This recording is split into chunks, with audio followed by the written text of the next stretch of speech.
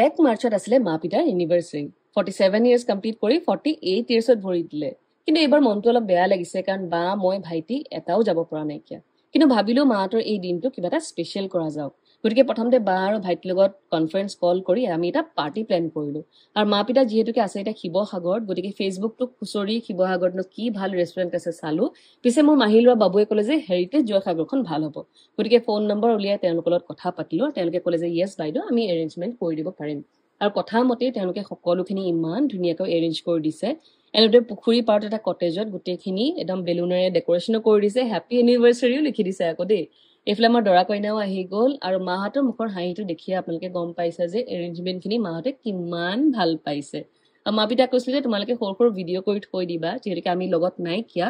কিন্তু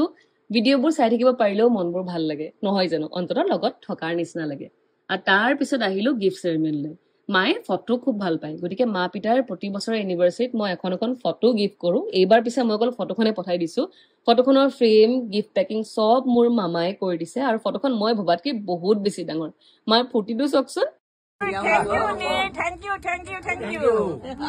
গিফ্টটো মই নিয়ৰ নামত দিছিলো গতিকে মাৰ ফূৰ্তি আৰু বেছি দুগুণ হৈ গ'ল আৰু তাৰ পিছত এনিভাৰ্চাৰী যেতিয়া কেকটো কাটিবই লাগিব কেকটো মই শিৱসাগৰ ফুডভিলাৰ পৰা দিছিলো খাবলৈ হেনো বিৰাট টেষ্টি আছিলে আমি মিছ কৰিলো আৰু উপায় নাইকিয়া এনেদৰে নিজৰ পৰিয়ালৰ মানুহখিনিৰ লগত মায়ে পিতাই নিজৰ স্পেচিয়েল দিনটো খুব ভালদৰে পাৰ কৰিলে আৰু special thanks two heritage Joysagar কাৰণ আপোনালোকৰ আপ্যায়ন মাহঁতে খুব ভাল পাইছে আৰু স্পেচিয়েলি খানা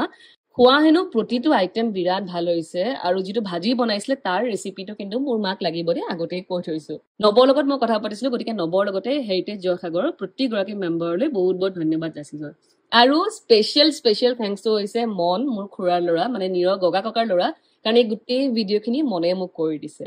মা পিতাই নিজৰ জীৱনৰ বিশেষ দিনটো খুব ভালদৰে পাৰ কৰিলে তাতকৈ বেছি আমাক আৰু কি লাগে নহয় জানো বা মোৰ আৰু ভাইটিৰ মিছন ছাকচেছফুল আপোনালোকেও মা পিতাক আশীৰ্বাদ কৰিব যেন মা পিতাৰ এই মৰম চেনেহখিনি সদায় এনেদৰে থাকে আৰু মা পিতা সদায় ভালে থাকে